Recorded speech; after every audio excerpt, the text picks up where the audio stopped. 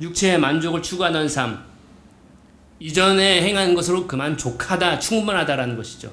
이제는 우리가 사는 것이 아니라 내 안에 거룩한 하나님의 뜻을 따라서 남은 때를 이제 살기로 결심했다라고 하는 그런 베드로 사도의 편지고요. 디모데후서 4장 1절도 한번 보시겠습니다. 디모데후서 4장 1절에 보시면은 우리가 주일에 공부했던 내용입니다. 하나님 앞과 산 자와 죽은 자를 심판하실 누구냐면 바로 그리스도 예수 앞에서 그의 나타나실 것과 그의 나라를 두고 엄히 명하노니. 예, 산 자와 죽은 자를 심판하실 그리스도 예수라는 것을 바울도 이렇게 증거를 하고 있습니다. 그래서 예수님께 모든 권세가 다 있는 것입니다. 산 자와 죽은 자를 심판하실, 또 산 자와 죽은 자를 부활시키실 권세가 바로 예수님께 있는 것입니다. 자, 다시 요한복음 5장 28절로 돌아와서 거의 끝났습니다. 짧아요. 이를 기이 여기지 말라. 무덤 속에 있는 자가 다 그의 음성을 들을 때가 오나니 선한 일을 행한 자는 생명의 부활로, 악한 일을 행한 자는 심판의 부활로 나오리라. 예, 무덤 속에 있는 사람들도 그의 음성, 하나님의 아들의 음성을 들을 때가 온다. 이게 지금 25절하고는 굉장히 유사한 병행구처럼 보여져요. 왜냐하면 죽은 자들이 하나님의 아들의 음성을 들을 때가 온다. 여기서도 28절에서도 무덤에 있는 자, 무덤 속에 있는 자들도 그의 음성을 들을 때가 온다. 근데 25절과 다른 것은 뭐냐면 이때라, 이게 없어요. 25절은 지금 이때야. 죽은 자들이 하나님의 아들의 음성을 듣는 자는 살아나는 때가 바로 이때야 라고 이야기를 하고 있지만, 여기서는 이제 무덤 속에 있는 자들도 하나님의 그의 음성을 들을 때가 온다라고 이야기를 하고 있습니다. 한마디로 이때는 아니라는 거죠. 예수님이 활동하셨을 때는 아니라는 얘기예요. 좀 시기상으로 좀 다른 시기, 다른 때다라는 것을 우리가 알 수가 있고, 자, 무덤 속에 있는 자는 누굴까? 그들의 정체는 누굴까? 지금 우리는 무덤 속에 있진 않아요. 이 세상은, 이 지구는 혹자가 얘기하기를 거대한 무덤이다라고 이야기를 합니다. 왜냐하면 다 죽어있는 사람들이기 때문에. 예수님을 만나지 않고 예수님의 음성을 듣지 못하고 다시 부활의 생명력을 받지 못했다면 이 세상은 무덤입니다. 거대한 무덤이에요. 이 지구는. 근데 하나님의 아들이 이 땅에 오셨어요. 그분께서 이제 음성을 말씀하십니다. 그분의 음성, 생명의 음성, 영원한 생명의 말씀으로 말씀하시어 그 듣는 자는 어떻게 된다?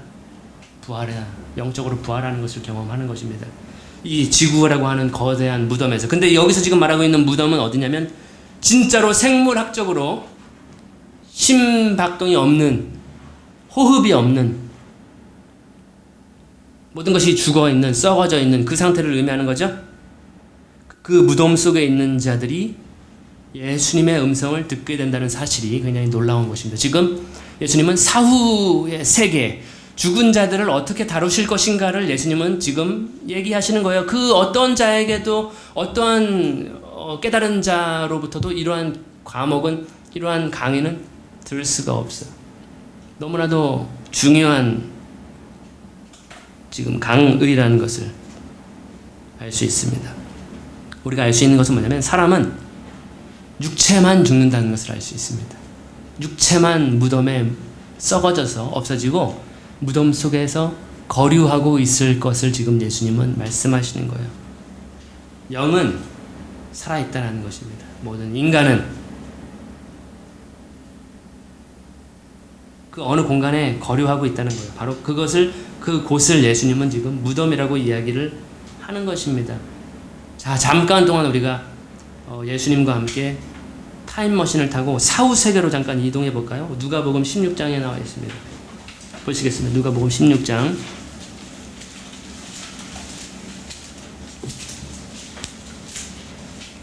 죽은 후의 세계를 누가 하겠습니까? 죽은 다음에 살아온 사람들이 있습니까? 물론 병원에서는 가끔 그런 사람이 있다고도 하는데, 예, 지옥에 갔다가 왔습니다. 혹은 천국에 왔다 갔습니다. 네, 그렇게 하시는 분들이 있는데 성경에 너무나도 자세하게 그 내용들이 기록이 되어 있어서 성경에 좀 안 맞는다? 그러면 좀 꿈을 꾼 거 아닌가 그 사람이 예, 꿈을 꾼 건 아닌가 우리가 이해를 할 수 있겠습니다. 누가복음 16장 19절에 보시면은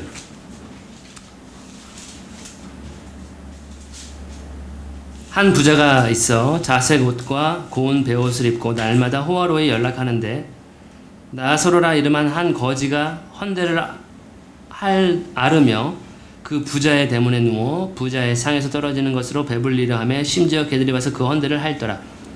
이에 그 거지가 죽어 천사들에게 받들려 아브라함의 품에 들어가고 부자도 죽어 장사되매 저가 음부에서 고통 중에 눈을 들어 멀리 아브라함과 그의 품에 있는 나사로를 보고 이렇게 되어 있네요.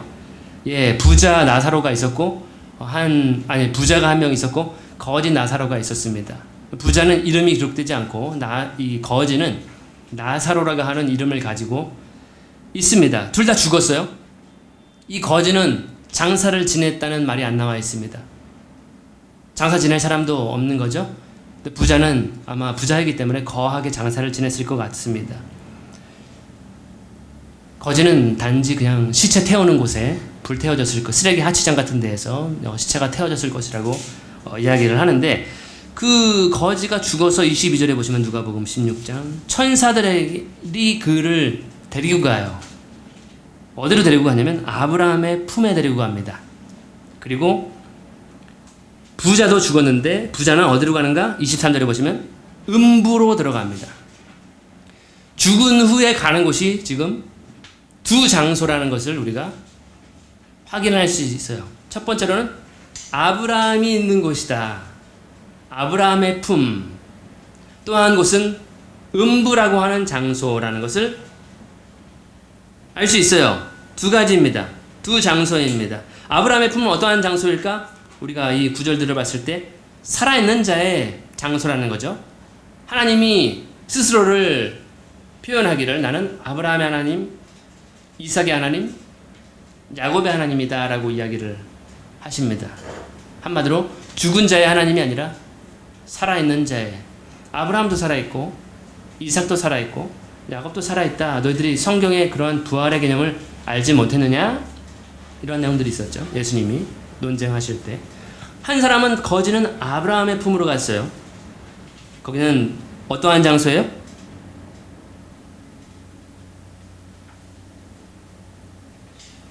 예, 거기는 좀 이따가 우리가 보게 될 위로의 장소입니다. 또 음부라고 하는 장소가 있는데 23절에 거기는 어떠한 장소냐면 고통의 장소라는 것을 알 수 있습니다. 고통의 장소. 하나는 위로의 장소요. 하나는 살아있는 자의 장소요. 하나는 고통의 장소.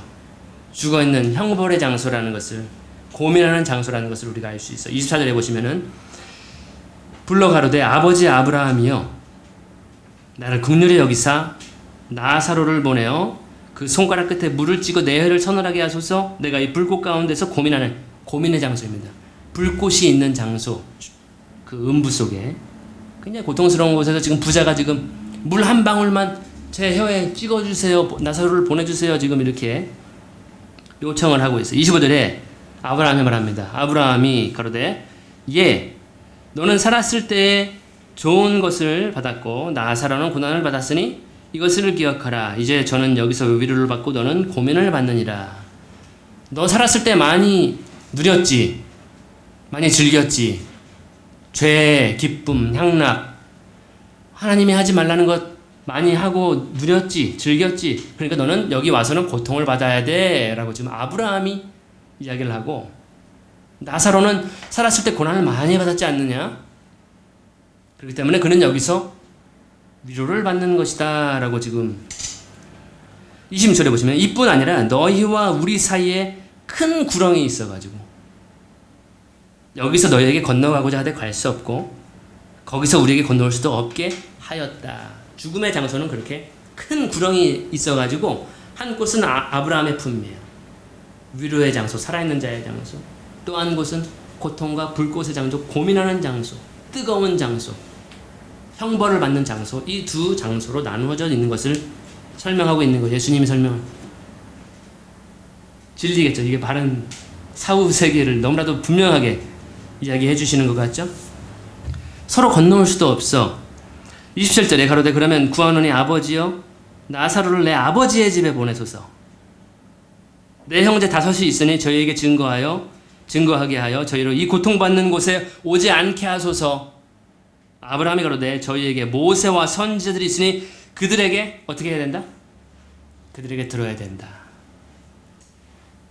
듣는 게 굉장히 중요해요. 예수님이 이 땅에 오셨어요. 하나님의 아들이. 그의 음성을 반드시 들어야 살아나는 거예요. 이 장소에 가지 않는 거예요. 그렇다면 다른 사람들, 나사로를 보내가지고 우리 집에 다른 형제들이 있는데 5명의 식구들이 있는데 그 사람들은 여기 안 오게 해주십시오 라고 했을 때 이 아브라함의 답변이 그거예요. 모세와 선지자들이 거기 살아있지 아직. 그들에게 들어야 돼 라고 지금 이야기를 하고 있는 것이죠. 그래서 여기 오지 않게끔 해야 돼.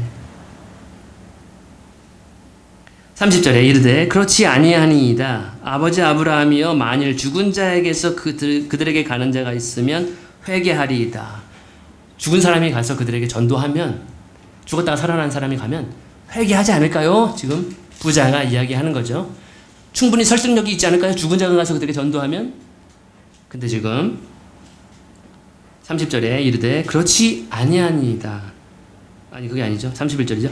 이르되 모세와 선지자에게 듣지 아니하면 비록 죽은 자 가운데서 살아나는 자가 있을지라도 권함을 받지 아니하리라 하였다 하시니라. 그만큼 인간이 완악하다는 것입니다. 죽은 사람이 나사로가 살아나서, 나사로 너 알죠? 내 친구 누구 알죠? 살아나서 다시 그에게 보내시면은 그들이 믿고 회개하고 들을 것입니다. 근데 아브라함의 대답은 아니었습니다. 그거 아니야. 권함을 받지 않을 거야. 듣지 않을 거야. 모세와 선지자의 얘기를 듣지 않는다면, 죽은 자가 살아나서 그들을 설득한다 한들 그들은 바뀌지 않을 거야. 이렇게 해서 대화가 끝나는 것을 볼 수 있습니다. 이렇게 무덤 속의 공간이 두 공간이라는 거예요. 무덤 속의 부활도 두 가지 부활로 나뉘는 것을 우리가 29절을 통해서 요한복음으로 다시 돌아와서 알 수 있습니다. 선한 일을 행한 자는 생명의 부활로, 악한 일을 행한 자는 심판의 부활로 나올 것입니다. 예수님의 사후세계 부활에 대한 강의입니다. 생명의 부활, 심판의, 저주의 부활로, 두 가지 부활로 부활될 것이다. 무덤 속에 있는 사람들 가운데에서. 그 생명의 부활과 심판의 부활의 기준점, 무엇이 그걸 나누게 하는가? 기준점이 뭐예요? 어떻게 하면 생명의 부활로 부활할 수 있어요? 예? 네, 선한 일입니다. 선한 일과 악한 일이에요. 내가 어떠한 행함을 하고 있는가에 따라서, 내가 선한 행위를 하고 있느냐에, 내가 악을 행하고 있느냐에 따라서 내가 생명의 부활로 나올 것이냐, 내가 심판의 부활로, 저주의 부활로 나올 것이냐가 결정이 되는 것이에요. 이것은 어느 때에 행해야 돼요? 우리가 선행을? 예, 정답입니다. 살아있을 때 하는 거예요. 죽어서는 아무 소용이 없어요. 죽어서 한 행동들은 크레딧 그게 올라가지 않아요. 선행으로 체크가 되지 않는다는 얘기예요. 살아있을 때 해야 된다는 거예요. 우리가 살아있는 이 시간이 바로 그 시간이라는 것. 회개해야 하는 시간, 하나님의 아들의 음성, 선지자들에게 들어야 하는 시간, 다시 부활해야 되는 시간, 선행을 해야 되는 시간이 바로 우리가 가지고 있는, 우리가 매일 너무나도 당연하게 직면하고 있는 하루하루 있죠. 우리는 매일 오늘 피곤해서 자면은 내일 당연히 눈을 뜰 것을 우리는 기대합니다. 근데 이제 조금만 더 가면은 내일 내가 과연 눈을 뜰 수 있을까? 내 눈이 떠질까? 내 심장이 뛰고 있을까 여전히? 예, 이러한 때를 우리는 직면하게 될 거예요. 어느 순간에는. 내가 이제 더 이상 이 땅에서의 시간이 없는 시간이 올 수 있겠구나. 그렇기 때문에 우리에게 주어진 이 땅에서의 생활, 우리가 살아있을 때 선한 행위를 많이 해야 된다는 이야기입니다. 죽은 후에는 어떠한 선행도 효력이 없는 것을 알 수 있어요. 우리가 나사로와 부자의 그 이야기를 들어서죠. 예, 어떠한 선행도 효력이 없습니다. 죽은 후에는. 죽어서 회개를 할 수 있을까요, 우리가? 죽어서 선행을 할 수 있을까? 죽어서 우리가 환골탈태할 수 있을까요? 개과천선할 수 있을까요? 죽어서?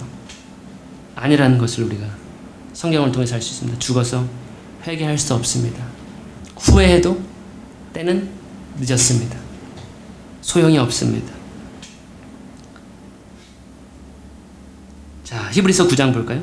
27절입니다. 우리 앞에 형제님 한번 히브리서 9장 27절을 한번. 그 다음에 우리 이쪽 형제님이 히브리서 10장 27절을, 뒤에 형제님이 전도서 9장 5절을 찾아보시고, 예, 먼저 한번 읽어주시죠.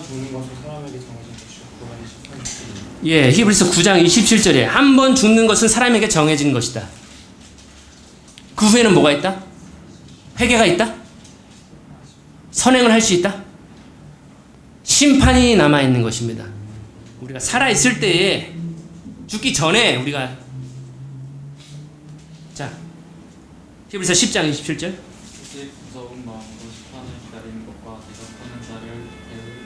예, 짐짓, 우리가 하나님의 아는 지식을 받고 성령의 은사를 맛보고 비침을 비치고 하나님을 대적하고 다시 현저히